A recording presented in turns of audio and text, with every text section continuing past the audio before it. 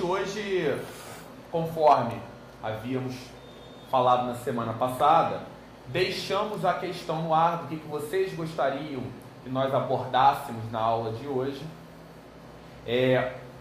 Pelo que o pessoal respondeu aí, surgiram 5 temas, inclusive foram anunciados aí na nossa página no Facebook.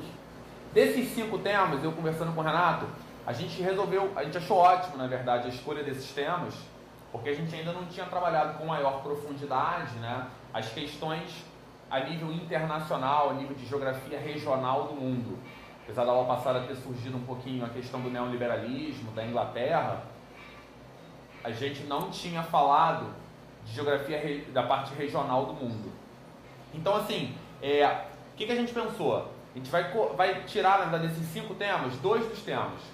A questão do Oriente Médio, que foi já cobrada na prova do Enem do ano passado. A primeira questão da prova do Enem do ano passado foi sobre a Primavera Árabe, o contexto da Primavera Árabe, e a questão de Belo Monte.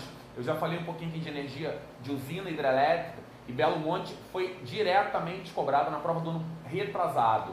Então, assim, a chance que tem dessa questão aparecer novamente é muito pequena, até porque o banco de questões é gigantesco, eles não repetiriam o mesmo contexto.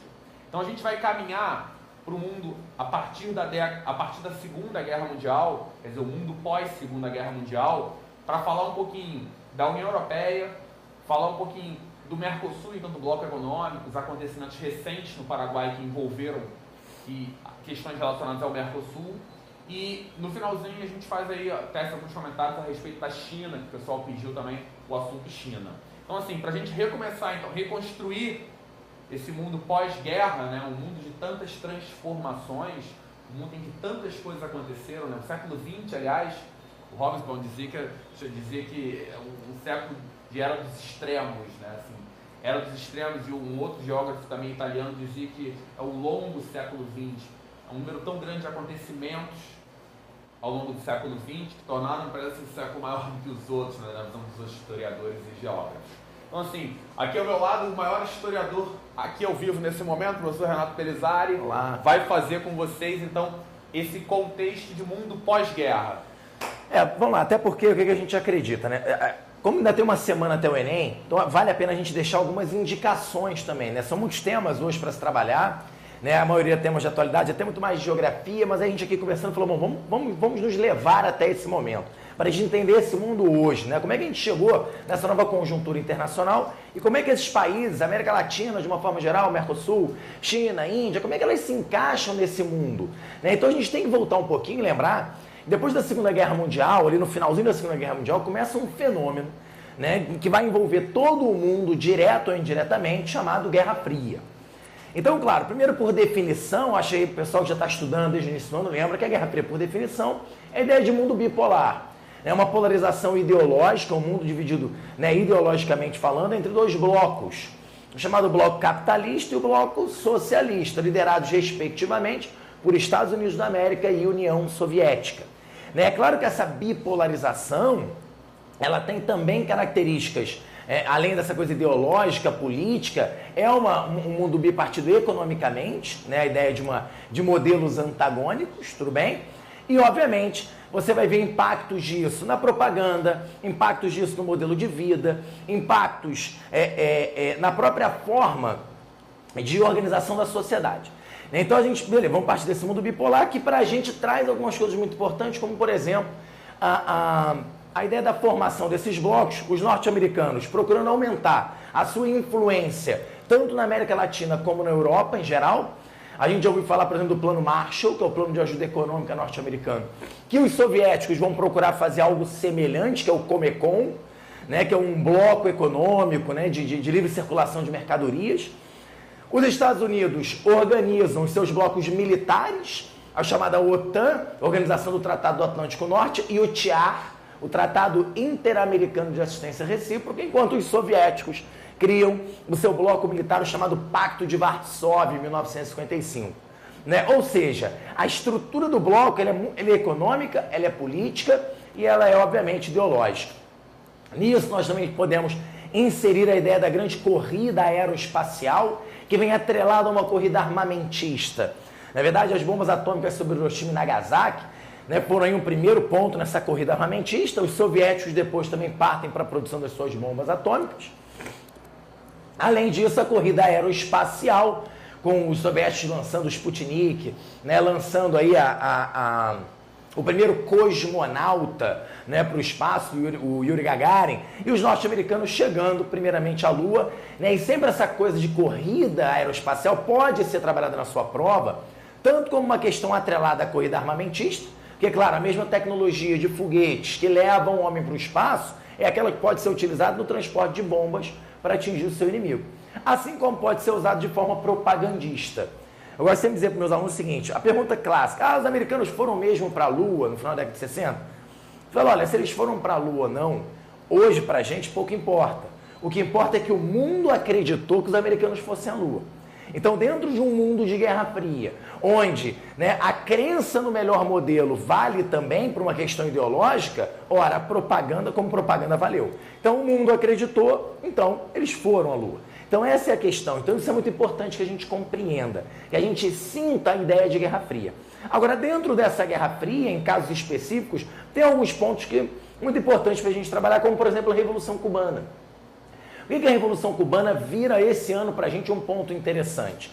Porque uma consequência dessa Revolução Cubana, os acontecimentos em Cuba posteriores à Revolução, nos levam a um evento que está fazendo aniversário esse ano, né, que é a crise dos mísseis. Né? São 50 anos de crise dos mísseis. E a gente não sabe quanto, né, se o Enem vai querer explorar esse aniversário aí. Então vamos só lembrar rapidamente, né, a questão de Cuba, que Cuba era, né, uma região completamente dominada pelos norte-americanos desde a sua independência, desde a emenda Platt de 1901, quando os americanos tinham uma série de vantagens e facilidades dentro de Cuba. A gente costuma dizer que Cuba era, né, o playground dos Estados Unidos, não é isso? Então uma área, o quintal dos Estados Unidos. Então isso obviamente vai mudar depois de um processo interno de crítica a esse modelo, dá um processo político, liderado inclusive no Partido Ortodoxo, que tem como uma das suas lideranças um advogado chamado Fidel Castro, tá? E depois que você tem uma ditadura estabelecida por Fulgêncio Batista, um grupo tenta tomar o quartel de Moncada em 53, liderados por Fidel Castro, né? Seria o início do movimento que futuramente tomaria a Serra Maestra e faria, né, a vitória da Revolução Nacionalista. Então, a tentativa da tomada do quartel de Moncada em 53 não acontece, não funciona, ela é reprimida, há uma repressão do exército cubano. Fidel Castro é preso e, quando libertado, ele lança o movimento, né, que vai dar origem à grande guerrilha que toma a Serra Maestra e faz em 1º de janeiro de 59 a Revolução. E aí essa história é muito interessante, nós temos alguns filmes, o filme Che, por exemplo, tanto um como dois, ajudam a explicar esse processo revolucionário. Você tem, aí muito importante para a nossa prova, 1959, a vitória de uma revolução nacionalista, perfeito? O que é uma revolução nacionalista? Uma revolução contra os interesses estrangeiros, notadamente norte-americanos, na ilha. Fidel Castro, Raul Castro, Camilo Cienfuegos, Che Guevara, né, uma figura aí, emblemática nessa América Latina, né, são lideranças de uma revolução nacionalista. A questão é que o constante isolamento que os norte-americanos impõem a Cuba vai fazendo com que haja uma gradativa aproximação de Cuba à União Soviética. O embargo econômico americano e principalmente a tentativa de invasão dos Estados Unidos em 61, né, em Playa Girón, na Baía dos Porcos, faz com que os cubanos vejam a necessidade de se inserir no bloco socialista. Então agora Cuba se declara em 62, né? Claramente em 62 você tem a declaração de Cuba comunista e agora os soviéticos se aproveitam disso, dessa nova área de influência dentro da América Latina para enviar para cá seus mísseis. Isso gera, né, um momento, curiosamente, dentro do período que a gente chama de coexistência pacífica, um momento em que Estados Unidos e União Soviética tentavam diminuir as tensões depois da Revolução Chinesa, da Guerra da Coreia, né, depois do macartismo, né, depois ali num processo de desestalinização, há uma aproximação diplomática e nós temos a maior tensão que o mundo já viveu. Estivemos muito próximos de uma guerra nuclear na famosa crise dos mísseis. Tem um outro filme bacana, né, que são os 13 dias que abalaram o mundo, também conta essa história da crise dos mísseis, fica aí como dica para vocês. Talvez, inclusive, talvez seja costume comentar isso com os alunos, que talvez esse filme 13 Dias que Abalaram o Mundo seja o maior exemplo do que significa de fato Guerra Fria, né? É sempre aquela tensão, aquela coisa assim, é como se tivesse um com a arma apontada na cabeça do outro, um dedo no gatilho, já o gatilho já lá esperando só apertar o dedo para disparar a bala, mas ambos sabiam que quem disparasse primeiro a bala ali podia dar início a um confronto em que ninguém sabia o que significaria em termos de futuro da própria humanidade, né? Do planeta, dessas duas superpotências. Então, assim, ali são 13 dias de tanta tensão, né? De tanto, assim, equilíbrio de poder, assim, foi por um fio. Talvez esse fio, de fato, nunca se rompesse porque sabia-se de fato o que isso significaria, né? Esse filme mostra, eu gosto muito de dar esse exemplo desse filme. É porque a teoria do suicídio coletivo, né? A teoria da destruição mútua assegurada. O Raymond Aron, ele tem uma declaração muito interessante definindo Guerra Fria, que ele diz o seguinte: Guerra Fria é a paz impossível e a guerra improvável. A paz é impossível por quê? Porque são dois modelos antagônicos, né? Então, para um poder dominar o mundo, o outro tem que deixar de existir. Mas a guerra é improvável, por quê? Porque uma guerra entre as duas superpotências poderia significar o fim do mundo. Albert Einstein também tem uma frase interessante que ele diz o seguinte: eu não sei como será a terceira guerra mundial, mas a quarta guerra mundial vai ser entre paus e pedras. Né? Por quê? Porque ele dizer que a terceira guerra mundial, com as bombas que já existiam naquele momento, destruiria o mundo. É uma coisa interessante também que os filmes, reparem que a maior parte dos filmes futuristas que a gente tem, eles têm uma visão pessimista de futuro. Você teve recentemente o lançamento do Planeta dos Macacos, a Origem, né? Então, ele é a origem, mas se vocês pegarem o Planeta dos Macacos antigo, que seria em teoria a continuação desse que lançou agora, você vê que a perspectiva de mundo naquele momento de Guerra Fria é de uma destruição total do planeta. Então isso pode ser explorado bastante. E aí o que traz para a América Latina, né, de forma muito importante, talvez até fique aí já um lance para o Mercosul, que é o quê? Você tem depois da Revolução Cubana uma postura dos Estados Unidos chamada doutrina Mann, de apoio deliberado aos governos de direita na América Latina, até mesmo às ditaduras militares na América Latina, como forma de impedir que outros países se tornassem socialistas. Então, impedir que novas Cubas, né, que o exemplo de Cuba seguisse em outros países na América Latina. Tá? Então, por isso, aí você vai entender por que nós temos, com o apoio dos Estados Unidos, com o apoio da CIA, apoio logístico também da CIA, você tem ditaduras no Uruguai, no Paraguai, na Argentina, no Chile e, obviamente, no Brasil. Né? Então, o Brasil, em 64, por exemplo, quando a gente tem o golpe civil-militar que derruba o presidente Jango, os norte-americanos já tinham uma missão chamada Operação Brother Sun, 2 petroleiros no litoral brasileiro, com combustível, armas, munição, para dar apoio logístico aos golpistas caso houvesse resistência do exército legalista. Então, isso faz a gente entender o contexto norte-americano e das ditaduras. Que é um assunto bacana que depois no final a gente pode tratar. Água também, né? Também. A questão dos contras, né? Apoiar os movimentos que minavam o governo do Ortega.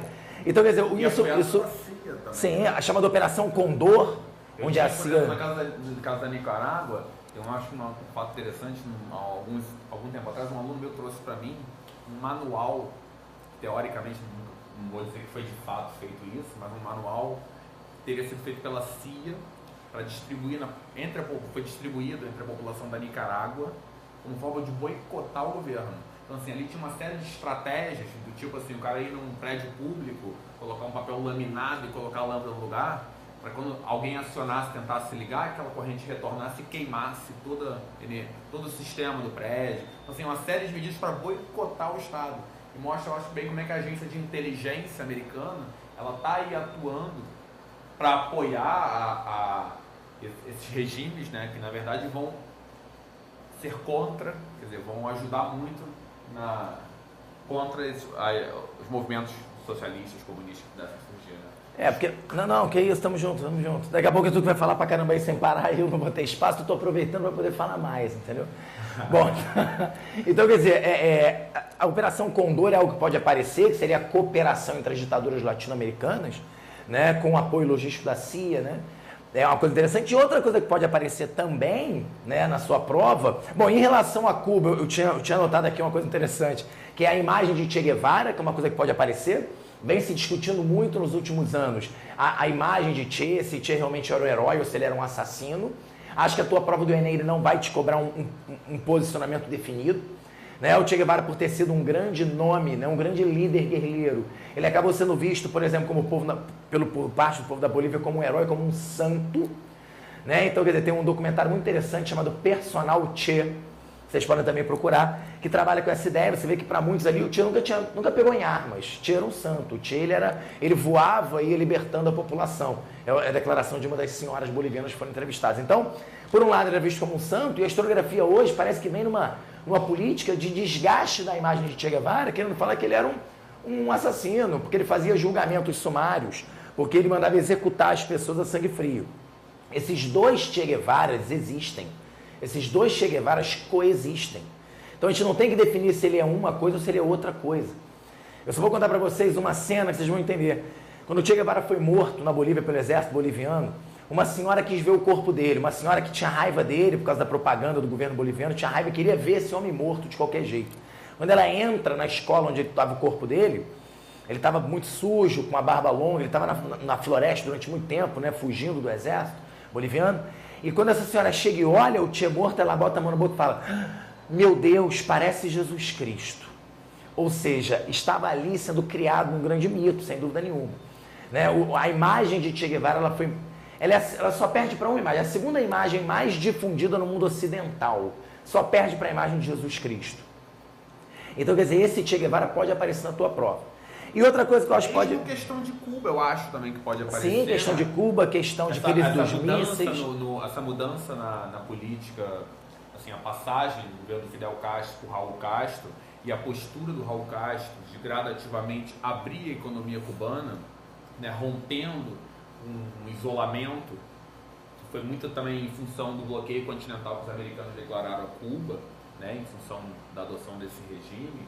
E aí essa mudança que vai levar a mudança de governo e o Raul Castro, uma tentativa mesmo de levar ao crescimento ou mesmo evolução, assim, Cuba vem por um período desde o fim da União Soviética, né, de estagnação econômica, quando perde o apoio econômico dos soviéticos, e assim, a situação não muda, assim, não há uma reversão nessa situação, não há atração de investimentos, não há acho que um grande número de parceiros comerciais com quem ele possa fazer acordos comerciais, e o Raul Castro vem apontando por uma mudança, assim, uma abertura no regime, tanto a nível político quanto a nível econômico, numa tentativa, acho que, de inserir Cuba mais nesse contexto capitalista internacional, né? Rompendo, inclusive, com os ideais do irmão do Fidel, que na semana passada, teoricamente, o jornal disse que teria aparecido publicamente na imagem dele, comprovado que ainda não está morto, está vivo ainda. Então, assim, todo esse processo de transformação em Cuba, que vem acontecendo desde a passagem do governo do Fidel para o Raul, isso pode ser uma questão também que pode ser explorada, quer dizer, essa abertura do regime socialista, que a gente inclusive vai falar, quando a gente fala um pouquinho de China, o que significa essa abertura, esse regime de socialismo misto, dentro de uma possibilidade, uma tentativa de levar a um crescimento da economia cubana, né? É só um assunto que pode cair também, que assim, então a gente falou da ditadura, o golpe no João Goulart, o Brasil vai viver 21 anos de ditadura militar, onde atrocidades foram cometidas, o desrespeito aos direitos humanos, né, aconteceu de forma deliberada pelo aparelho, né, repressor do Estado brasileiro.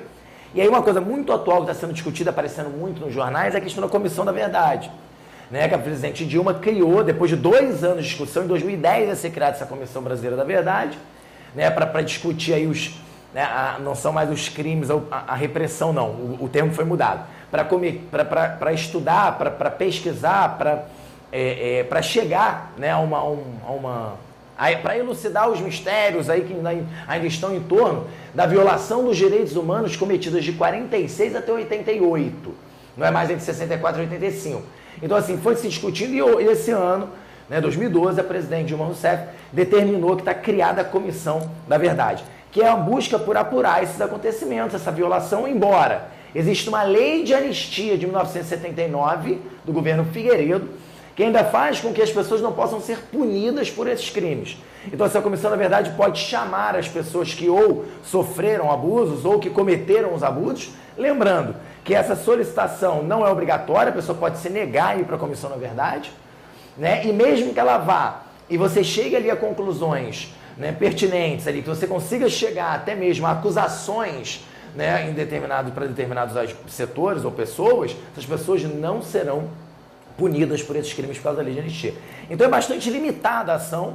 Eu vejo muito também com a necessidade de descobrir, principalmente, onde estão, né, os mortos dessa ditadura, os restos mortais desses guerrilheiros que estão aí em cemitérios clandestinos. Né, as famílias querem, né, desejam, o grupo Tortura Nunca Mais, que é um grupo muito forte aqui no Brasil, né, aqui no Rio de Janeiro também, procura, né, achar pelo menos os restos mortais dessas pessoas para que elas possam fazer um enterro digno e talvez até retirar de dentro delas a expectativa, né, aquela esperança que é a última que morre, de que essas pessoas ainda estejam vivas. Então essa comissão, na verdade, pode aparecer fazendo uma relação à lei de anistia, né, uma questão crítica em relação a essa nossa nova comissão brasileira que foi formada esse ano. Beleza? E aí, para a gente chegar então mais nessa questão de mundo atual, eu vou acabar com essa Guerra Fria. Vamos dar um pulo, né? E falar do fim dessa Guerra Fria. No final da década de 80, o modelo comunista, a União Soviética vai mostrando seu desgaste, tá? Principalmente, né, por uma questão política, pelo fato, né, de uma ditadura muito violenta imposta por Moscou, a imposição do Partido Comunista da União Soviética, o controle político nos demais países soviéticos e até mesmo nos países socialistas, as repúblicas, né, socialistas que faziam parte desse bloco, tá? Você tem as 15 repúblicas socialistas soviéticas, que formam a União Soviética, e os demais países, Tchecoslováquia, Hungria, Alemanha Oriental, que faziam parte do bloco socialista, todos sofriam um processo de ditadura imposta pelo Partido Comunista da União Soviética. Então tudo isso vai desgastar essa relação, que na verdade já vem sofrendo, por exemplo, desde 1956 com a insurreição húngara, vem mostrando seu desgaste. Em 68 com a Primavera de Praga, movimentos de trabalhadores na Alemanha. Então tudo isso vem mostrando o desejo de autonomia política por parte desses países. Aí soma isso, né, um processo de crise econômica, né, o mundo socialista não passou pela terceira revolução industrial, então isso gera um atraso, digamos, em relação ao resto do mundo, e esse desgaste, obviamente, uma hora, né, vai dar o seu espaço para os acontecimentos. Claro que o que permite essa mudança, a queda do Muro de Berlim, que vai ser emblemática em 89, e a independência desses países, é a mudança interna da política soviética, com a entrada de Mikhail Gorbachev, que dá início à chamada perestroika e a glasnost. Então, a partir do momento que você inicia um processo de transparência política e reestruturação da economia, os países vão sentir-se mais à vontade de lutar pela sua independência, e o Gorbachev rompe com um histórico de repressão violenta a essas tentativas de independência. E aí, obviamente, Letônia, Estônia e Lituânia declaram sua independência. E Repúblicas assim, Bálticas. Exatamente, a fragmentação. E aí o mundo entra numa nova realidade. Depois do fim da União Soviética e o fim dessa Guerra Fria, cuidado, não o fim do socialismo, nós temos ainda aí países como China, Coreia do Norte, Vietnã, Cuba, né, que são socialistas, mas o fim da Guerra Fria, o fim do bloco socialista, a gente entra num novo mundo. Seria um mundo multipolar para alguns, né, para outros um mundo tripolar, na época, né, que seria a Alemanha, Estados Unidos e Japão, ou ainda, para alguns críticos, um mundo unipolar. Né? Não sei qual é a visão do Maurício quanto a isso, a gente não conversou, mas para alguns críticos dos Estados Unidos, a gente ainda vive num país unipolar, uma vez que os norte-americanos ainda detêm uma, digamos, quase que uma hegemonia militar, econômica, né, e até cultural em grande parte desse mundo ocidental, pelo menos. Tá? Então a gente chega nesse novo mundo, essa nova ordem mundial, onde os blocos econômicos se tornam, né, cada vez mais importantes, né, até para essa expansão da globalização, né, do capitalismo, tá? Entre outras questões que eu vou interferindo aí. Então, Maurício, agora pega essa nova ordem mundial, trabalha com vocês e sempre que possível eu vou... Na verdade, quando a gente fala aí de nova ordem mundial, né, gente? Essa nova ordem mundial, ela é um termo que surge para se contrapor a todo esse período que vai do final da Segunda Guerra até o fim da União Soviética, mais especificamente até a queda do Muro de Berlim, em 1989, né? A União Soviética, o fim da União Soviética em 91, com a criação da Comunidade dos Estados Independentes. Então, o termo nova ordem mundial, ele surge, na verdade, para se contrapor a esse período anterior, mostrando que é uma nova ordem, assim, a ordem mundial, a gente define ordem mundial como um momento de equilíbrio de poder. E nesse equilíbrio de poder, quem que se destaca nesse equilíbrio, se destaca em termos de exercício de poder, mostrando uma superpotência. Lembrando assim, que a ideia de uma superpotência que caracterizou o mundo da Guerra Fria e a bipolaridade dessa Guerra Fria é de um país que tem poder, atua a nível mundial em diversos aspectos, em diversos setores. Assim, é poder de influência cultural, é poder de influência econômica, é poder de influência militar, tecnológica e política. Você tem aí o exercício do poder em diversas esferas a nível mundial, caracterizando uma superpotência. Então, quando a gente fala da bipolaridade nesse momento de Guerra Fria, é que você tem de fato dois países, né, que não pode chamar a União Soviética de um país, né, mas assim, a União Soviética e os Estados Unidos, exercendo esse poder a nível mundial, em diversos lugares do mundo, e atuando nesses diversos setores. A gente vai pensar a nível militar, os acordos militares, que o Renato falou, a nível econômico, a formação dos acordos econômicos. E aí, assim, com o fim da União Soviética, cai essa ideia de bipolaridade. Em termos de ordem mundial, a gente passa a discutir quem seria a potência que passa a exercer esse papel. E quando ele fala assim, unipolar, tripolar, multipolar, é muito difícil a gente definir isso. Porque se a gente for chegar, de fato, e pensar a nível militar, o que a gente tem hoje? Qual o país que a gente tem presença de tropas militares no mundo inteiro? Estados Unidos. Tá? Inclusive, foi questão do vestibular um determinado ano, não me lembro agora de que prova especificamente, tinha um mapa da Europa, pedia para justificar o porquê de tantas tropas na Europa. Por que de tantas tropas na Europa? Na verdade, os Estados Unidos são quem mais fornece nomes para a chamada Organização do Tratado Atlântico Norte, a OTAN, que é uma organização que ainda existe. Foi criada como um acordo de cooperação militar durante o período da Guerra Fria e que ainda existe. Então a presença de tropas militares está muito ligada à presença dos americanos na OTAN, tá? Que vai inclusive ser uma questão que vai levantar algumas posições contrárias a nível interno do país, que vão mostrar a exacerbação de nacionalismos que acabam resultando em reações contrárias aos americanos. Se a gente for pensar, por exemplo, isso tem tudo a ver com esse contexto de Guerra Fria. Se a gente for pensar no caso do Bin Laden, do movimento baseado em terrorismo da organização Al-Qaeda, qual é a história disso resumidamente? A Al-Qaeda é uma organização comandada pelo Bin Laden, que foi treinada e armada pelos americanos para lutar contra os soviéticos no Afeganistão. E aí, assim, esse treinamento e esse armamento que é recebido para que o Bin Laden comandasse suas tropas contra os soviéticos, acaba sendo a base para a constituição de uma organização que vai reagir contra os Estados Unidos. E por que vai reagir contra os Estados Unidos? A grande questão do Bin Laden era a presença americana dentro da Arábia Saudita. A Arábia Saudita, que tem um país islâmico, que segue, tem um grupo assim, muito radical de seguir com muito rigor os princípios do islamismo, e a presença de uma base militar americana dentro da Arábia Saudita, e aí eu não estou falando de OTAN, mas uma base militar americana na Arábia Saudita, com permissão do governo saudita, leva ao surgimento de oposição a isso. Afinal de contas, se você tem uma base de outro país no seu país, é uma afronta à sua soberania. Fora isso, isso contribui para a já crescente influência cultural americana naquela região. Então, assim, você tem a perturbação dos costumes culturais pela forte presença do modelo americano de vida e a presença de uma base militar, que leva a reações através de atentados terroristas contra os Estados Unidos. Resumidamente, é isso. Mas, assim, eu queria que a gente voltasse um pouquinho desculpa, só para encerrar essa questão da nova ordem, você tem aí nessa nova ordem, então, os americanos com tropas militares espalhadas pelo mundo. Você tem nessa nova ordem a grande influência cultural americana. Se a gente for pensar assim, em termos de cinema, é o cinema mais visto do mundo. A música americana é mais cantada, a moeda americana é a referência nas trocas internacionais. Então não vejo, eu particularmente, não vejo outro país próximo ao que os americanos representam em termos de influência mundial hoje. O inglês é a língua mais falada, o idioma internacional é o inglês.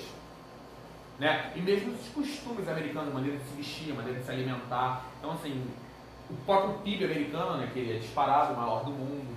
Então, vejo ainda uma hegemonia americana nesse sentido de superpotência, que a gente não sabe até quando vai durar, né, até quando vai render, mas ainda muito forte isso. Gente, nesse contexto de Guerra Fria, quer dizer, de ascensão dos Estados Unidos, de ascensão da União Soviética, como é que fica a Europa? E aí a gente retoma um pouquinho, volta um pouquinho no tempo que ele estava falando, ao ano de 1944, onde está um primeiro movimento dentro da Europa, no sentido de união de países europeus para poderem buscar o seu crescimento econômico, a sua reconstrução econômica, muito abalado pela guerra. Vocês não podem esquecer que, apesar da guerra ter acabado com o lançamento de 2 bombas atômicas sobre o Japão, é assim que acaba a guerra, não é? Hiroshima e Nagasaki, a guerra ela se deu fundamentalmente em território europeu. E a guerra na Europa, ela traz consequências muito graves para a economia desses países. Primeiro porque a guerra tem como campo de batalha o território europeu, ela compromete, ela destrói a infraestrutura. Infraestrutura é a base material que é necessária para o funcionamento de um país. Infraestrutura é rede de fornecimento de energia, infraestrutura são meios de transporte, meios e estruturas de transporte. Infraestrutura é toda uma rede de saneamento. Tudo isso fica comprometido pelos inúmeros bombardeios e conflitos que aconteceram em território europeu, principalmente nas capitais. Quer dizer, a Alemanha pós-guerra é uma Alemanha que tem sua infraestrutura muito comprometida, muito comprometida. Ao mesmo tempo que as economias também vão ser profundamente abaladas, porque durante a guerra todos os esforços econômicos são voltados para a guerra. Então assim, a economia para de produzir para o lucro, para abastecer a população, para o comércio, e passa a ser voltada para a guerra. Em Paris tem um museu da Primeira e da Segunda Guerra, que fica no Grand Palais, que lá tem uns pôsteres muito comuns durante a guerra, que convocavam a população para participar da guerra. Então você tem, por exemplo, eu me lembro de um muito claramente, um desenho muito bonito, falava, era uma mensagem para os agricultores: semeai a batata da terra para os soldados da guerra, pela França. Que mostrava assim, era uma campanha para que houvesse um envolvimento dos agricultores no sentido de produzir para abastecerem os soldados.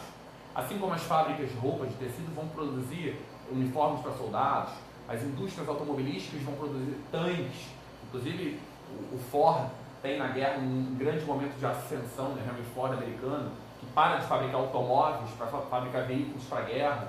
Então a economia é voltada para a guerra. Então ela para. Então a gente tem uma infraestrutura comprometida e uma economia profundamente abalada. O período pós-guerra vai ser uma tentativa de reconstruir essa economia. O primeiro movimento nesse sentido vai surgir em 1944 com a formação de um acordo que a gente chama de Benelux. B de Bélgica, Ne de Netherlands, que é Holanda, e Lux de Luxemburgo. Tá? Não falei Luxemburgo nem o Bélgica em inglês, porque para vocês não rirem de mim. Assim, é Bélgica, Holanda e Luxemburgo. Você sabe falar isso? Belgian, Luxemburgo. Então, Bélgica, Holanda e Luxemburgo formando Benelux. Um acordo que estabelecia um livre comércio de alguns produtos entre esses países, numa tentativa de unir esforços para poder promover a recuperação econômica desses países. Em 52, quer dizer, já terminada a guerra, Benelux antes de acabar a guerra, 44, em 52, antes até de 51, o primeiro-ministro francês Schuman, acho que é Henry Schuman, se não me engano, Schuman, ele propõe o que ficou conhecido como Plano Schuman, que era um acordo entre franceses e alemães, no que dizia respeito ao carvão e ao aço, quer dizer, no setor siderúrgico, basicamente, de cooperação. Por quê? Não esqueçam vocês que rivalidades entre franceses e alemães levaram a primeira, sim, de certa forma, sim, e a segunda, principalmente no que envolvia a disputa do carvão e do minério de uma região conhecida como região da Alsácia-Lorena, né? Uma região em que era muito importante em termos de reservas minerais para a indústria que vem da segunda revolução industrial, tem recursos minerais importantes e escassos dentro da Europa, e que acabou gerando rivalidade e disputa entre franceses e alemães. disputas essas que podiam ressurgir a qualquer momento, né? Então havia um temor de que as disputas em torno disso fizessem ressurgir uma possibilidade de conflito entre esses dois países. Então o Schuman vai propor um acordo de cooperação entre alemães e franceses, onde haveria uma autoridade em comum aos dois, em comum acordo aos dois, estaria acima da soberania dos dois países, para poder administrar a questão do carvão e do aço, um acordo de cooperação ali. É o que a gente chama de soberania compartilhada. Da formação da ideia desse plano, em 1952 a gente tem a formação da chamada SECA, Comunidade Econômica do Carvão e do Aço. Essa Comunidade Econômica do Carvão e do Aço é uma evolução tanto do Benelux quanto do Plano Schuman. A gente tem na formação dessa comunidade econômica Bélgica, Holanda e Luxemburgo, França e Alemanha e a Itália, que entram no acordo. A princípio, um acordo que a gente chama de Zona de Livre Comércio, que é o primeiro estágio de formação de um acordo de integração econômica, quer dizer, dentro de blocos econômicos, o primeiro estágio seria uma zona de livre comércio, onde alguns produtos são elencados para poderem circular livremente entre os países. Nesse primeiro momento, produtos relacionados à siderurgia, né? O aço, que é produto da siderurgia, o carvão, que é a matéria-prima da siderurgia, circulariam livremente entre os países signatários do acordo. O acordo ele vai favorecer o avanço industrial desses países. A economia desses países, dentro dessa perspectiva de união, ela vai passar por uma recuperação mais rápida que os demais. Esse acordo vai favorecer a recuperação da indústria desses países. Tanto é que, em 1957, o que era uma zona de livre comércio avança para o estágio de mercado comum, com a assinatura do chamado Tratado de Roma. O Tratado de Roma de 1957 cria o Mercado Comum Europeu.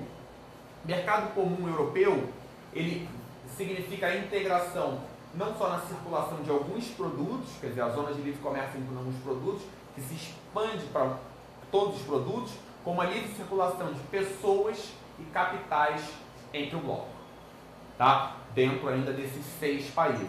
Então a gente tem, retomando, Benelux, em 44, 52, a formação da SECA, e 57, o Tratado de Roma, criando um mercado comum europeu, onde você tem livre circulação de pessoas, mercadorias e capitais. Bom, o resultado dessas associações é que já na década de 70, a Alemanha era a maior economia europeia.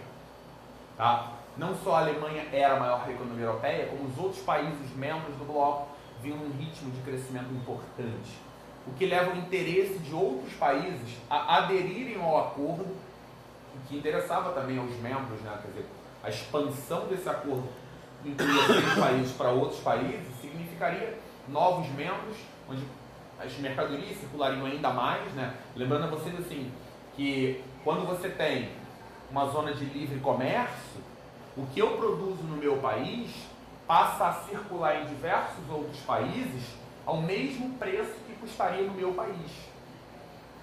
É como se, por exemplo, se o Brasil hoje assinasse um acordo de livre comércio com os Estados Unidos e pegasse, por exemplo, o iPhone, não sei nem quanto custa um iPhone, $500, sei lá, $400, custa $400, vamos supor que seja $400, R$800.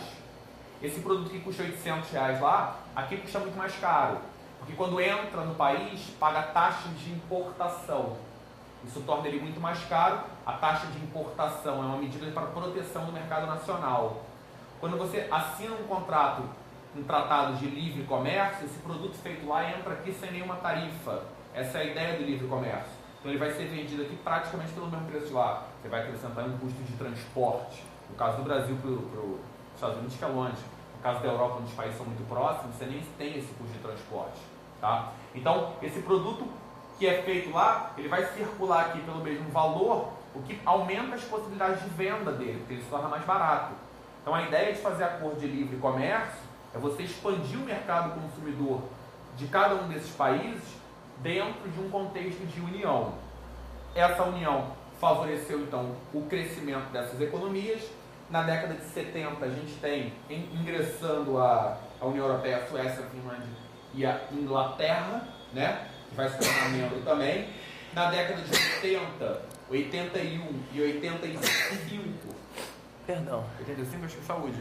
Obrigado. 81 e 85 a gente tem a entrada da Grécia, da Espanha e de Portugal. 86, esses países que aí já formavam a Europa dos 12, e aí olha só, vamos lá. Inicialmente, Bélgica, Holanda e Luxemburgo, depois França e Alemanha, depois Itália, 6. Aí vem Finlândia, Suécia e Inglaterra, Grécia, Portugal, Espanha, formando a chamada Europa dos 12, que se reúnem em 1986 e assinam o chamado Ato Único Europeu. Esse Ato Único Europeu previa todo um calendário de metas e fases para a formação de um mercado interno em 92. Em 1991 é assinado um novo tratado, esse de suma importância, porque é dele que vai surgir a União Europeia, chamado Tratado de Maastricht, na Holanda. Maastricht é uma cidade holandesa, você conhece ou não? Nunca fui. Só Amsterdã. Ainda não, só em janeiro que eu pretendo. Amsterdã? É. Vê que vai até Maastricht também, tá bom? Tá bom, vou lá. Se você for Amsterdã, você me encontra, se você lembrar. Tá então, assim, você tem a assinatura do Tratado de Maastricht, que vai aprofundar, quer dizer, estabelece as metas para aprofundamento desse acordo, que vai passar de um mercado comum para uma união monetária. Além disso, a união monetária é a ideia de criação de uma moeda única. Então é estabelecido todo um calendário de implantação da moeda única que circularia entre todos os países. Junto a essa moeda única, seria necessário criar um Banco Central único, seria o Banco Central Europeu, e é criado também o Parlamento Europeu, além da figura do cidadão europeu. Então a gente passa a falar não mais no cidadão italiano, no cidadão alemão, no cidadão francês, mas no cidadão europeu. Para quem aqui tem passaporte europeu, né? Tem muita gente aí que tem uma descendência direta, sabe que o passaporte que você tira não é um passaporte mais dos países, passaporte italiano, passaporte alemão, é um passaporte europeu. Esse passaporte europeu mostra bem o que é essa figura do cidadão europeu, não é o cidadão de cada país. A gente tem um parlamento europeu e tem o Banco Central e a moeda única.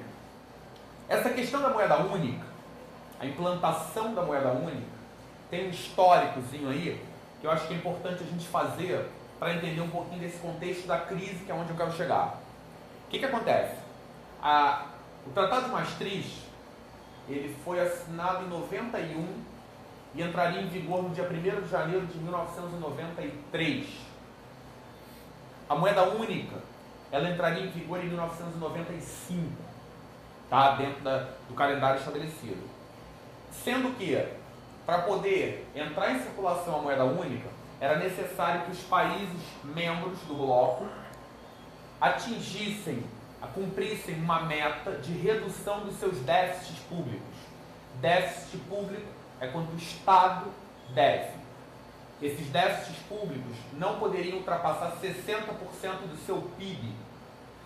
Alguns países, logicamente, tinham esse déficit muito maior do que 60%. Quando chega em 1995, data de implantação da moeda única, a data é adiada. Adiada por quê? Porque Portugal, Itália, Irlanda, Grécia e Espanha, chamados PIGS, não haviam cumprido essa meta de redução do déficit público a menos de 60% do PIB. Uma nova data é estabelecida para 1997. 1997, ano novamente entrada em vigor da moeda, mais uma vez nenhum desses PIGs havia cumprido a meta. Mais uma vez ela é adiada para 1999. Quando chega em 1999, adivinhem vocês que mais uma vez as metas não haviam sido cumpridas. Naquele momento, ao invés de adiar mais uma vez, ou colocar a moeda única, forçar uma barra na moeda única naquele momento, O que se cria? Cria-se uma união, uma referência monetária que seria utilizada como uma referência única nos acordos entre bancos e entre governos. Quer dizer, não circularia ainda uma moeda única, mas já existiria uma referência de valor único. Quando chega em 2001, entra de fato em vigor a moeda única. Aí você vai perguntar assim, legal, 2001 então os países já haviam cumprido suas metas, todos equilibrados suas economias, reduziram a menos de 60% seus déficits, e aí a moeda única entrou em vigor. Foi isso? Não, não foi isso. Esses países tinham déficits superiores e nenhum deles havia cumprido suas metas ainda. Os europeus haviam assinado, principalmente Alemanha e França, eram economias que vinham num ritmo de crescimento muito elevado, porque haviam assinado acordos de reconstrução do Iraque, acordos relacionados ao petróleo, de reconstrução do Iraque, em euro. Então jorrava dinheiro para a União Europeia, jorravam euros para a Europa. E aí essas economias mais fortes, como entrava muito dinheiro, resolveram bancar o déficit das menores, quer dizer, bancar a entrada em vigor da moeda única, mesmo sabendo que tinham países mais frágeis que tinham déficits, numa perspectiva de que a longo prazo isso fosse resolvido. Acontece que, eu costumo usar a título de comparação o seguinte: imagina que você faz aí sua prova do Enem, passa no vestibular, vai fazer uma faculdade de moda, que eu não tenho nada contra, acho lindíssimo. Eles já veio conversar comigo várias vezes, gostaria de fazer. Não, minha mãe fez a faculdade de moda, por isso foi minha mãe que fez. Desculpa, acho legal também. Então você vai fazer moda, acho ótimo, a pessoa tem que buscar realmente o que ela quer fazer, moda, cinema, né, meninas? E buscar o que quer fazer, se forma, começa a trabalhar, mas assim, quer manter um padrão de vida que tinha muito bom na época da casa da mamãe, do papai, então aluga um apartamento de R$4.000 e só ganha trabalhando R$2.500. Quer dizer, não dá para pagar suas contas. Como ela vai fazer? Como é que ela aluga um apartamento de R$4.000 se ela só ganha R$2.500? O pai e a mãe, aí esse pai e a mãe seriam Alemanha e França, começa a botar dinheiro ali. Não, vou botar dinheiro aí, filha, que eu estou investindo em você. Eu tenho a perspectiva de que em breve você vai ser uma grande pessoa, um grande profissional de moda, vai estar ganhando muito mais e vai conseguir andar sozinha por pernas próprias. E começa a botar dinheiro. Aí chega um momento em que o papai e a mãe morrem. Não tem mais quem bancar. E aí o que você faz? Você não conseguiu ainda se estabelecer financeiramente, tem uma dívida mensal de no mínimo R$4.000 e está ganhando R$2.500, não tem ninguém que te ajude mais. O que você faz? Você vai ter que começar a pedir dinheiro emprestado. Só que se você não conseguir se reequilibrar, mudar a situação, vai chegar um momento que você não vai ter que conseguir pagar nem o que você pegou emprestado. É mais ou menos o que acontece hoje. Por que a crise estourou nesses países? Porque esses países não conseguiram equacionar isso, quer dizer, eles têm um déficit muito superior ao PIB, a da Grécia chegou a 300% do PIB, tem uma arrecadação mensal, anual, constante, que é menor do que os gastos públicos. E por que isso? Acho que é importante a gente discutir isso também. Por que esses caras gastam mais do que arrecadam? Por uma razão muito simples. As legislações internas desses países, e aí principalmente a legislação trabalhista, elas repulsam investimentos produtivos.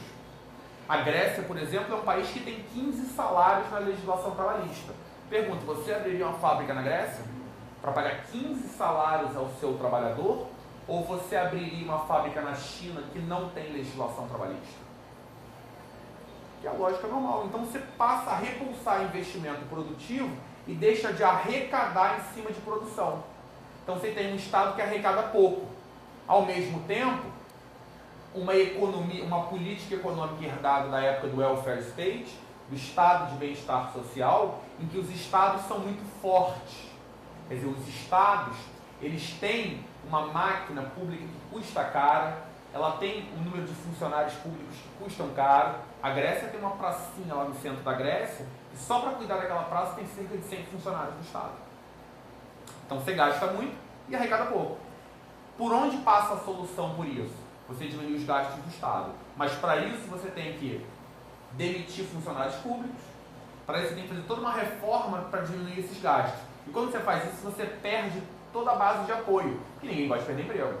E perder emprego talvez seja pior repercussão que o governo pode ter se demitir as pessoas. Tá? Então, assim, os governos acabam não adotando as medidas drásticas, agora, me parece, estão sendo adotadas. Né? Na França, sobretaxou-se as pessoas que ganham muito mais, na Espanha também se sobretaxou, mas a crise ainda é muito braba, porque, assim, na verdade, você começa a ter um processo que vira uma bola de neve, em que isso acaba gerando desemprego, o desemprego aumenta o gasto do Estado não tem como bancar isso, então você começa a ter um déficit social, tá? Temos uma pergunta, é isso? Temos. A gente tem uma pergunta do... Uma só? Que isso? Ele quer saber se a crise da Europa está ligada à crise imobiliária americana de 2008. Gente, olha só, a crise... Não, e depois eu ia pedir para o Renato falar um pouquinho sobre a Primavera Árabe que eles estão tratando. A crise na Europa, ela é, de certa forma, agravada pela crise americana, mas não tem nada a ver. Assim, a crise americana de 2008 é uma crise interna nos Estados Unidos, né? As pessoas acabam adquirindo imóveis, chega um momento em que descobrem que não tem como pagar esses imóveis, e aí quando não se paga, você gera uma crise de crédito interna, que o americano jogou para o mundo, despejando dólar para desvalorizar o dólar no mundo e facilitar suas exportações. Então, assim, o que a crise americana teve de influência a nível mundial, não só na Europa, mas em vários lugares do mundo, foi que o dólar se desvalorizou e facilitou a entrada de produtos americanos desses países, jogando a crise para o mundo. Mas a crise que vem na Europa é uma crise que é decorrente de um déficit público que vem desde ó. Historicamente, esses países têm déficits públicos.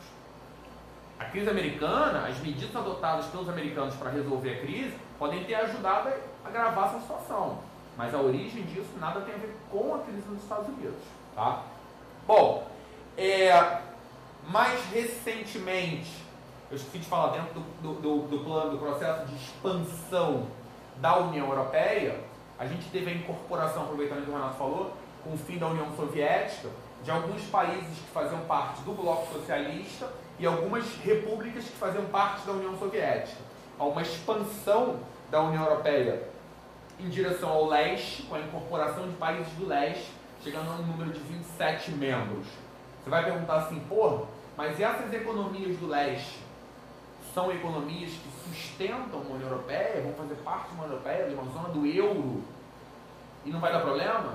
Na verdade, assim, a perspectiva de incorporação dessas economias é uma perspectiva de expandir o mercado consumidor, de possibilitar o uso de uma mão de obra mais barata, né? E de facilitar essa transição do socialismo para o capitalismo desses países, que vão certamente muito mais favorecer as economias mais fortes do que essas mais frágeis, que vão acabar sendo beneficiadas, sim, mas vão beneficiar muito mais as economias mais fortes. Bom, vou aproveitar que eu estou falando de União Europeia para falar de um outro exemplo de bloco econômico que atinge a gente diretamente, Mercosul. Assim, fazendo um apanhado geral da União Europeia para chegar nessa questão da crise, tá, gente? Só para, assim, dentro da Europa hoje, acho que o principal desafio da União Europeia hoje é conseguir, de fato, equilibrar essas economias que são tão divergentes. Você tem, assim, alguns países que têm base industrial, que tem uma rede viária super moderna, de um lado, e, por outro lado, a gente tem países que têm uma base viária ainda muito precária, que tem ainda uma economia essencialmente agrária. Então, esses desequilíbrios, eles acabam comprometendo o sucesso do bloco. A Margaret Thatcher, a gente viu isso na última aula, né? Ela já havia dito isso há um tempão atrás, que isso ia acabar acontecendo quando a Inglaterra opta por não fazer parte do euro, né? Alegando uma questão de soberania, sua moeda forte, a Libra era uma moeda muito forte como é até hoje, mas ela dizia isso, né? Que essas disparidades um dia iam estourar. Talvez isso esteja acontecendo agora. Não esqueçam que a gente tem ainda, dentro dos desafios, se é que a gente pode falar, da União Europeia, além dessa questão econômica, uma questão relacionada à população. População, assim, no que diz respeito ao crescimento vegetativo de alguns países. Você tem, assim, países como a Alemanha, por exemplo, em que o crescimento vegetativo é negativo, chega a ser negativo. Isso implica em necessidade do Estado incentivar uma política de natalidade, pagando, inclusive, para que as mulheres fiquem em casa para terem filhos, e sem ver se consegue fazer com que as pessoas tenham mais filhos, porque o custo de vida é muito alto e ninguém quer ter vários filhos. Existe uma questão em relação da imigração, né, que levou, inclusive, a Espanha a levantar barreiras contra a entrada de imigrantes, inclusive turistas, né, começaram a ser barrados ali, e a França também tentar criar uma legislação contra os imigrantes. No caso da França, a gente tem um exemplo da lei do véu, né, tentativa de criação da lei do véu. Por quê? Há um argumento,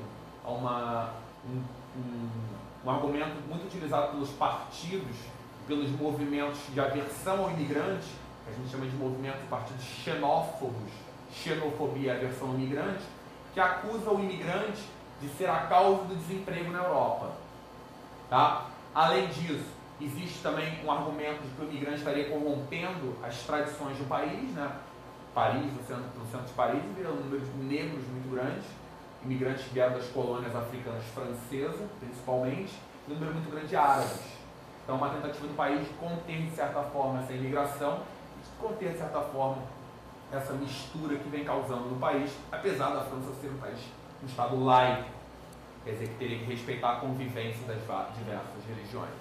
Você quer falar alguma coisa? Uma coisa interessante, a gente fala de França, que a França, na verdade, essa coisa do laicismo na França, ela é bem interessante, pode aparecer na tua prova também.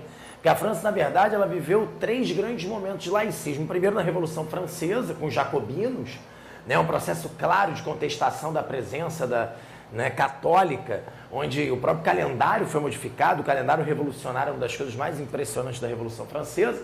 Então é uma coisa bastante radical, as igrejas foram invadidas, foram depredadas de uma forma geral. Depois, na chamada Segunda República Francesa, no final do século XIX, há um processo de laicismo, e hoje se discute muito essa questão do laicismo, principalmente, o Maurício está colocando por causa dessa presença muçulmana, que é um debate, né? Quando você cria leis que limitam o exercício, dessa religiosidade dentro da França, você está quase que contrapondo 2 princípios básicos revolucionários da França, que é a ideia de liberdade e de igualdade. Porque realmente o governo francês, eu tive o prazer de assistir a palestra de uma socióloga francesa, que ela falava o seguinte: não, na Inglaterra é muito fácil, eles dividem todo mundo em bairros. Então eles vão criando o bairro muçulmano, o bairro católico, o bairro, e tá tudo bem. Aqui na França é diferente, você viu o ímpeto dela falando, que na França não é assim, o governo francês ele preza pela igualdade entre os cidadãos. Então, prezando pela igualdade, que eles querem dizer com isso? Bom, eu não posso ter, por exemplo, um tratamento diferente dos alunos. A questão muito relacionada a nós é muito importante essa questão da educação, assim, por que as meninas muçulmanas não podem assistir a aula, por exemplo, de órgão reprodutor na aula de biologia? Elas não podem. Por que as meninas não podem fazer educação física, usar as roupas de educação física? Se todo e qualquer cidadão francês, cidadã francesa, usa essa roupa na educação física. Então, quer dizer, não pode, a França não quer permitir essas exceções dentro, obviamente, dos seus colégios. Então começa um debate, mas por outro lado a gente vem discutir, e a liberdade? E aí, mas não é liberdade de cada um fazer o que quer, ter a sua religião, dizer que é um Estado laico? Mas e agora? Então a mulher pode andar na rua de burca? Então o policial não pode parar uma mulher e pedir a sua identificação, e pedir que ela mostre o rosto para que ele possa... Quer dizer, tudo isso começa a colocar em choque essas 2 questões, liberdade e igualdade. E é um desafio que o governo francês está tendo que lidar. É difícil a gente até ter uma opinião formada, eu não tenho, a gente teria que debater muito a respeito disso, mas realmente é um desafio que essa globalização, de uma forma geral, tem que enfrentar. O próprio Islã, que ele é vítima, para muitos, essas leis que limitam o exercício do islamismo dentro desses países, é claramente uma política anti-islã. Falam muito, por exemplo, que a mídia trabalha com frequência, quer dizer, todo e qualquer atentado islâmico é um atentado terrorista. Quando você tem, por exemplo, na Suécia, um cara que pega a arma e mata 20, 30 pessoas, não, aí é um psicopata, não é terrorismo. Então, quer dizer, a mídia é muito acusada também de promover essa aversão ao Islã, esse anti-islamismo, que para muitos é um efeito dessa nova ordem mundial que a gente tem falado também.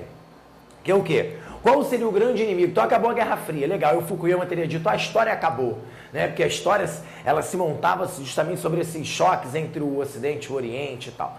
E aí, entre o bloco socialista e o bloco capitalista. E aí, na verdade, eu ia dizer, não, a história não acabou. A história não acabou porque nós temos novos conflitos, novos choques aí. E um principal inimigo dos Estados Unidos seria quem? A China? Não. Na verdade, a China não é inimigo dos Estados Unidos. Hoje a economia chinesa cresce pra caramba, muito graças aos acordos firmados com os Estados Unidos. China é essa, que está prestes a conseguir acordos significativos com o Mercosul, Inclusive o Paraguai era um problema para isso, O Maurício vai falar um pouco sobre isso. Então a China não é um grande inimigo. Quem é o grande inimigo para o projeto de globalização no mundo? Seria o Islã. Já que o Islã tem essa tendência a não aceitar, evidentemente, essa ocidentalização. Ela não quer, né, o mundo islâmico não quer essa entrada dos produtos americanos, esse American Way of Life, eles não querem isso. Então, até que ponto, né, o próprio 11 de setembro, a guerra contra o terror, isso não é uma grande arma norte-americana aí, leva a Inglaterra, a França, outros países aliados dos Estados Unidos, para conseguir minar o Islã no mundo, né, ou pelo menos no mundo ocidental, e conseguir garantir cada vez mais, né, o caminhar dessa globalização. Esse é um ponto. Que inclusive pode ser a explicação, é uma questão inclusive que apareceu em algumas provas de vestibular, que é a questão da entrada da Turquia à União Europeia, né? Assim, existe uma série de argumentos em relação que impedem a entrada da Turquia à União Europeia, a questão de que seria muito mais asiático do que europeu, a questão de que estaria próximo de um conjunto de países do Oriente Médio que são envolvidos em conflitos, mas existe um fato aí importante, seria o primeiro país que teria uma maioria muçulmana do que de outras religiões, assim. Você não tem, assim, seria incorporar um país que tem uma maioria islâmica ali, né? Sim. Bom, e aí só para fazer um apanhado para o pessoal falando de primavera árabe e tal, né, que é uma coisa interessante também, tomar cuidado, a gente falando aqui de islâmicos e árabes, né, mas não necessariamente, isso não é um sinônimo, né, você tem árabes católicos, árabes islâmicos, árabes, né, e assim por diante. Então, só para tomar cuidado que a gente sempre fica aquela coisa que todo árabe é islâmico, isso não é verdade, tá? Mas quando a gente fala de primavera árabe, a gente está falando de um outro contexto, né? Então, vamos só fazer uma rápida, né, percepção. Primeiro, o termo, o que eu acho que pode aparecer? Já caiu no passado, por isso que a gente não acredita que vai aparecer novamente. Mas vamos lá. O termo primavera árabe, acho que é a primeira coisa interessante. Por que primavera?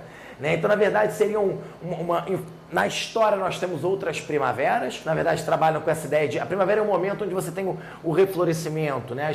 A natureza está fazendo uma renovação. Então ele também acredita que seria um momento de renovação dentro dessas sociedades.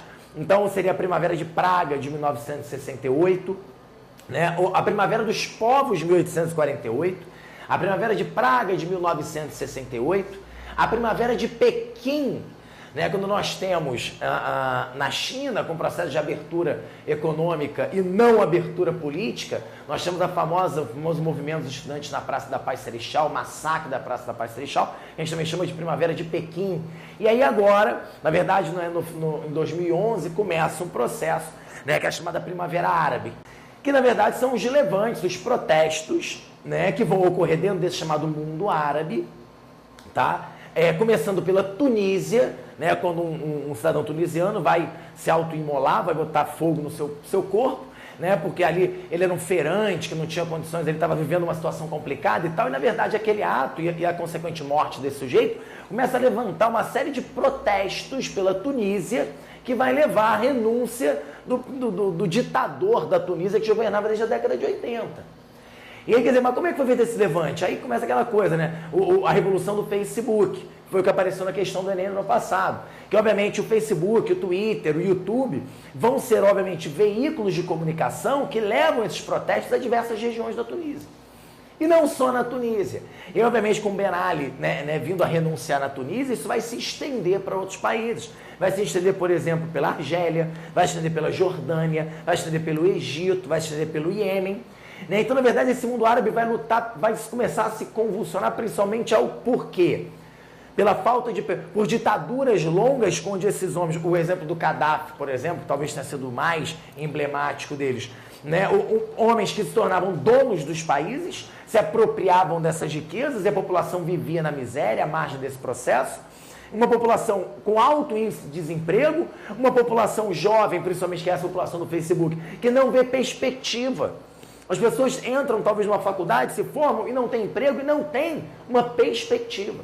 Então tudo isso leva a essas manifestações de rua que vão se estendendo pelos países e aí obviamente a gente sabe, né, que estoura uma revolução, uma revolta aqui, outra ali, uma vai influenciando a outra e esse meio de comunicação hoje ele é muito rápido, muito eficiente. E aí toda essa convulsão no mundo árabe que levou aí, né, a renúncia de 3 presidentes. Né, são muito semelhantes, né? Acho que as situações entre esses países são muito semelhantes também. Sim. Né? Você estava comentando, inclusive, a questão da Arábia Saudita, que eu acho que é uma coisa que eu ia até comentar naquela hora, ainda bem que não comentei, porque agora abre um espaço. Então esse mundo árabe que tem principalmente esses países que têm essa situação em comum, vão se sublevar. E a Arábia Saudita? Repara que ninguém falou de Primavera Árabe na Arábia Saudita. Por quê? Porque a Arábia Saudita é uma região extremamente importante, economicamente falando, para os Estados Unidos, por exemplo, que é uma presença marcante militar norte-americana na Arábia Saudita. A Arábia Saudita é o maior fornecedor de petróleo do mundo. E, curiosamente, repare que na Arábia Saudita a situação de vida da população é bem melhor. É bem diferente dos outros países que a gente citou aqui que viveram a chamada Primavera Árabe. Né? Então, quer dizer, o Hosni no Egito caiu, o Ben Ali, o Gaddafi caíram, mas na Arábia Saudita você vê, você não teve as convulsões. Até porque se acontece ali, pode ter certeza que há uma participação, uma intervenção direta dos Estados Unidos. O mundo ficou na expectativa. Né? Se a Arábia Saudita acontecesse alguma coisa, que não aconteceu exatamente com a Arábia Saudita. Eles se anteciparam a isso, né? E o próprio Estado saudita, o governo saudita, ele deu alguns benefícios à população, ele fez alguns investimentos, ele fez algumas melhorias já nessa perspectiva de evitar que houvesse, até porque de recurso é o que não falta aos sheiks que comandam ali a Arábia Saudita. Exatamente, o dinheiro tem. A questão é que não há uma política de distribuição dessas riquezas, né? Então, a partir do momento que você... Né? E essa, na verdade, essa é a minha grande dúvida, né? Mas eu não sei, essa é a minha grande dúvida. Eu não sei como é que vai ficar esse mundo árabe depois desse processo revolucionário, porque isso é uma crítica, não, talvez uma lembrança que a gente tem que fazer aqui. Né? Não há, embora esses movimentos foram muito eficientes no sentido de se espalhar pelo mundo árabe e levar à renúncia desses presidentes. Mas quem é que assume o poder agora? Né? Esses governos, na verdade, não havia um movimento organizado para depor esses presidentes. Então, agora que você tem a renúncia desses presidentes, esses governos revolucionários, esses governos de transição se estabelecem, mas eles não têm uma política social estabelecida, não têm uma política econômica estabelecida. Né? Então, assim, quem é que vai apoiar externamente, né, diplomaticamente, esses movimentos? Acho que essa é a grande dúvida que paira hoje sobre esses países que viveram e vivem ainda essa chamada Primavera Árabe. Tá? Assim, nada a ver com o que ele está falando, assim, ele já fez esse contexto em relação à Primavera Árabe, e eu vou procurar também trazer um assunto aqui, que teve gente que pediu aí durante a semana para falar um pouquinho sobre isso aqui, que é a situação do Paraguai em relação ao Mercosul, tá? A gente teve aí no dia 22 de junho desse ano o impeachment do presidente do Paraguai, Fernando Lugo. Por que o Fernando Lugo sofreu impeachment? Dentre algumas argumentações que foram levadas para a votação no Senado paraguaio, as principais eram a insegurança no país, principalmente após a morte de 17 pessoas, imagina assim, num confronto entre policiais e camponeses, morreram 17 pessoas. Imagina se aqui no Brasil os presidentes fossem sofrer impeachment cada vez que morressem 17 pessoas no conflito entre policiais e camponeses. Dificilmente isso vai acontecer, né? Porque geralmente quando os camponeses são mortos, são áreas isoladas, onde não existe nem satélite para você filmar, nem polícia por perto, né? Aliás, vocês estão acompanhando, existe uma questão aí sobre os índios Guarani e Kaiowá, que eu acho importante que, assim, não vai cair na prova do Enem, podem ficar tranquilos em relação a isso, mas é uma questão que eu acho que é de interesse cidadão nosso, né? Existe aí um processo antigo, os Guarani e Kaiowá habitam uma determinada região do Mato Grosso do Sul até a década de 20, posteriormente isso é tomado por fazendeiros quando houve a expansão da fronteira agrícola. Recentemente o Tribunal Regional deu autorização para que esses índios permanecessem naquela região onde historicamente eles viveram, e agora mais recentemente essa decisão foi revogada e os fazendeiros estão reintegrando, a partir do momento que tiveram a reintegração da posse de suas terras, eles colocaram pistoleiros para poder expulsar os índios dali. Isso tem resultado na morte de índios e no suicídio de muitos deles.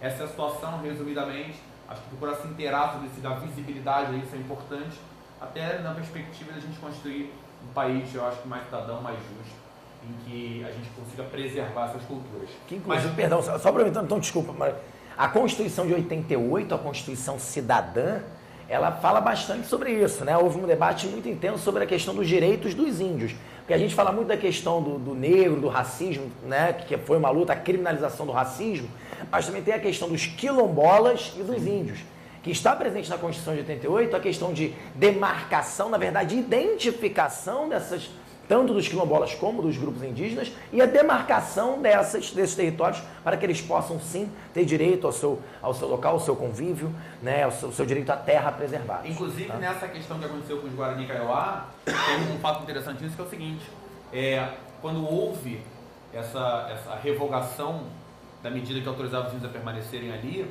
consultaram o INCRA quanto a essa questão, né? O INCRA, Instituto Nacional a FUNAI, perdão, a FUNAI em relação a isso, como é que estava a situação da demarcação das terras. A FUNAI respondeu o seguinte: estamos na fase ainda de constatação da história desse grupo para poder iniciar o processo. Quer dizer, a gente está falando aí de um entrave nesse Estado que acaba, nesse caso, gerando extermínio de populações, que é a famosa burocracia estatal. Sugere o filme. É. Os Vilas Boas. Né, sugiro a vocês que assim, não sei se já tem locadora, mas quando tiver já locadora, tem. Já o filme Xingu. O filme Xingu, inclusive, pode ser um tema que possa aparecer, não sei se esse ano, mas em algum vestibular, em alguma prova de vestibular, né, que mostra aí os irmãos Vilas Boas e todo o processo de expansão, de ocupação a partir da construção de infraestrutura no Centro-Oeste, e os Vilas Boas como defensores dos índios, numa perspectiva de conseguir preservar as aldeias diante do progresso que avançava naquela região, num momento do governo Vargas que foi conhecido como Marcha para o Progresso, né? Para o Oeste, Marcha para o Oeste, com a ocupação dessa região Centro-Oeste, partindo da abertura de pistas de pouso, de onde pudessem chegar suprimentos para a construção de infraestrutura. Tá? Voltando então à situação do Paraguai, que tem tudo a ver, né? Do Paraguai tem uma população indígena ainda muito forte, muito presente, né, nessa região. O Lugo sofreu então o seu processo de impeachment, foi votado pelo Senado paraguaio e ele foi afastado do poder. Imediatamente, os dois acordos de integração que existem dentro do América do Sul, o Mercosul, que dentro da escala de acordos de integração seria uma união aduaneira. O que é uma união aduaneira? É uma região de livre comércio, uma zona de livre comércio, que tem uma tarifa externa comum na relação com outros países. Tá? Você tem alguns produtos que circulam livremente, zona de livre comércio, não são todos, são alguns, e uma tarifa externa comum, que é uma TEC, formando o que a gente chama de união aduaneira. Na década de 80, alguns acordos foram assinados entre Brasil e Argentina, até que finalmente em 1991 foi assinado o Tratado de Assunção, que criava o Mercosul com Brasil, Argentina, Paraguai e Uruguai. Diante do que aconteceu no Paraguai, o Mercosul suspendeu o Paraguai temporariamente. Lembrando que essa suspensão do Paraguai e do Mercosul, ela é suspensão de participação nos momentos de reunião dos membros. Assim, o Paraguai deixa de participar. Em termos econômicos, não há nenhuma alteração. Tá? Ele deixa de participar. Muita gente, inclusive, levanta a questão de que essa suspensão do Paraguai ela possa significar assinatura de acordos do Paraguai com outros países. Inclusive, o presidente que assinou, o Franco, ele foi perguntado por uma jornalista em um determinado momento se ele faria acordo de livre comércio com os Estados Unidos, por exemplo, né, que tem o interesse de formar uma área de livre comércio das Américas para facilitar a venda dos produtos americanos no nosso mercado e baratear a compra dos produtos primários nossos da América do Sul que são utilizados nos Estados Unidos. E o Franco abriu a possibilidade, não, já que agora a gente está suspenso do Mercosul, quem sabe a gente pode fazer um acordo unilateral aí com os Estados Unidos, né? Surgiu aí essa questão. De qualquer forma, a suspensão do Paraguai, ela acabou abrindo margem também para a entrada de um novo membro ao Mercosul. No mês de julho desse ano, acho que foi 31 de julho, se eu não me engano, a Venezuela passa a fazer parte do Mercosul. E aí você vai perguntar assim, o que isso tem a ver com o Paraguai? Dos 4 membros, o Paraguai era o único que era contra a entrada da Venezuela. Por que o Paraguai era contra a entrada da Venezuela? Não reconhecia, de certa forma, os valores democráticos dentro do regime venezuelano. Então, o fato dele não reconhecer, o Senado paraguaio não reconhecia valores democráticos no Estado venezuelano, isso seria contra as regras para poder fazer parte do Mercosul. Com a suspensão do Paraguai, abriu-se margem de entrada da Venezuela, que passa a fazer parte e que interessa ao Mercosul, já que a Venezuela é um importante produtor e exportador de petróleo e de gás. Então, assim, em termos de produção e de fornecimento de energia a nível mundial, a Venezuela tem um papel de destaque que interessa ao Mercosul nesses tratados de integração. Bom, aí a gente pensa um pouquinho nessa relação do Paraguai com o Brasil, né? Posso abrir um parênteses? Então, que é legal a gente só fazer uma lembrança de que o Paraguai Por que ele é uma espécie de patinho feio, né, desse grupo? Na verdade, é uma questão histórica. Você teria que voltar lá na Guerra do Paraguai, lembrando que o Paraguai era um dos países mais promissores da América Latina no século XIX. Foi o primeiro país a conseguir a sua independência de forma até, de certa forma, harmoniosa em 1815, com ampla participação da população, né, com os índios, inclusive, fazendo parte desse processo. Não é à toa que até hoje o tupi é língua também oficial paraguaia. Sim. E o Paraguai acabou vivendo um processo de crescimento econômico significativo, acabou com latifúndio, quase que se erradicou o analfabetismo no Paraguai, mas aí o Paraguai vive um processo conturbado com a ditadura de Solano Lopes, que claramente por atritos com o governo brasileiro, um governo brasileiro claramente imperialista no século XIX, isso é importante que seja dito. A gente normalmente fala muito do imperialismo americano, do imperialismo inglês, mas o Brasil sempre foi um país de postura imperialista, estou falando aí desde o segundo reinado. Tá? A gente tem uma postura imperialista e as intervenções brasileiras no Uruguai levaram o Paraguai, prejudicado por isso, né, devido ali à relação com a Bacia do Prata, a invadir o Brasil e iniciar uma guerra chamada Guerra do Paraguai. Aqui, a gente chama de Guerra do Paraguai, na verdade é chamada de Guerra da Tríplice Aliança no restante da América, onde o Paraguai vai ser destruído. Aí, claro, por uma questão também de um megalomaníaco, que era o Solano Lopes, que não saiu dessa guerra em momento nenhum, não declarou, né, a paz, levou a guerra até o último momento e o Paraguai sai completamente destruído dessa guerra. Você tem uma ideia? Vargas vai anistiar as dívidas do Paraguai com o Brasil. Né? Uma guerra que acaba em 1870, só Getúlio Vargas, no século XX, vai anistiar coisa que a Argentina já tinha feito. Então o Paraguai ele sofre, ao longo do século XX, um processo lento de reconstrução, sua população economicamente ativa completamente desarticulada, praticamente não tinha homens, né, aptos ao trabalho no Paraguai depois dessa guerra, e obviamente seus recursos completamente destruídos e o Paraguai endividado. Então o Paraguai, ele nesse cenário latino-americano, ele vem como uma espécie de patinho feio. Então ele suspender o Paraguai para o Mercosul, né, politicamente não é tão complicado. Né? Então só para aproveitar para participar um pouquinho sim, sim. aí mais. E assim, o que acontece na verdade é que assim, a razão para essa suspensão, é isso que vocês têm que entender, assim, ele não é expulsado o Paraguai, não é isso. Ele é suspenso até que haja novas eleições, sob o argumento de que o processo de impeachment ele não possibilitou a defesa do acusado. Então não houve possibilidade de defesa por parte do presidente. Levantaram-se essas questões foram levantadas. Na verdade, a gente esqueceu inclusive de falar aí que dentro das questões que envolviam o impeachment do Fernando Lugo, né, eu falei aí da questão da insegurança, da morte de 17 pessoas em conflito no campo, que ele não teria conseguido resolver esses conflitos entre camponeses e policiais. Existe uma outra questão também, que é o fato dele ter assinado o protocolo de Ushuaia II, que possibilitava a Unasul. A Unasul é um acordo, um acordo entre o Mercosul e os países que formam o chamado Pacto Andino, né, que forma, é uma união, na verdade, intergovernamental, não chega a ser um bloco econômico, que possibilitava o Unasul interferir em questões internas do Paraguai. Isso, de certa forma, incomodou muito a oposição, tá? Isso também é uma das razões para levar o impeachment. Então, a suspensão do Paraguai do Mercosul, ela tem a ver com... Ela é temporária, até que haja novas eleições, em função da falta de possibilidade de defesa que não foi dada ao presidente Lula diante do processo de impeachment, tá? Até porque, e aí eu quero fechar falando um pouquinho sobre isso, a gente precisa entender que existem, entre o Brasil e o Paraguai principalmente, e o Brasil é a maior economia e é a maior força política do Mercosul, a maior economia e maior força política é o Brasil, entre o Brasil e o Paraguai há algumas relações que são relações que precisam ser preservadas ou devem ser preservadas.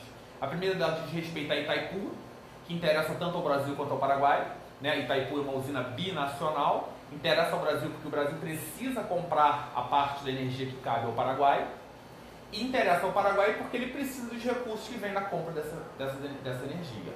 Além disso, existe a questão dos brasiguaios, existe uma conta aí de em torno de 250 mil brasileiros vivendo no Paraguai, brasileiros que foram para o Paraguai, compraram terras no Paraguai e produzem hoje muitos em agricultura moderna no Paraguai. Então existem esses brasiguaios, inclusive que representam importantes eleitores em eleições aqui no Brasil, tá? E existe ainda a questão do comércio entre esses países. Assim que o Lula caiu, fechou-se a ponte da amizade, que é um importante elo de comércio entre os dois países, tá? Então, assim, manter essas relações é muito importante entre Brasil e Paraguai. E entre o Paraguai e com outros países também. Existe um número muito grande de paraguaios que moram na Argentina, que vêm da Argentina, né? Existe a questão do Brasil ainda. Os paraguaios precisam do porto de Paranaguá, que utilizam para exportação no Atlântico. Então existem uma série de relações entre Paraguai e Brasil e Paraguai e Argentina que precisam e devem ser preservadas porque são importantes elementos da economia desses países, tá? Então, assim, não interessa esse rompimento, e acredito que ele não vai acontecer logo em breve, isso será esquecido e a partir das novas eleições tudo voltará ao normal.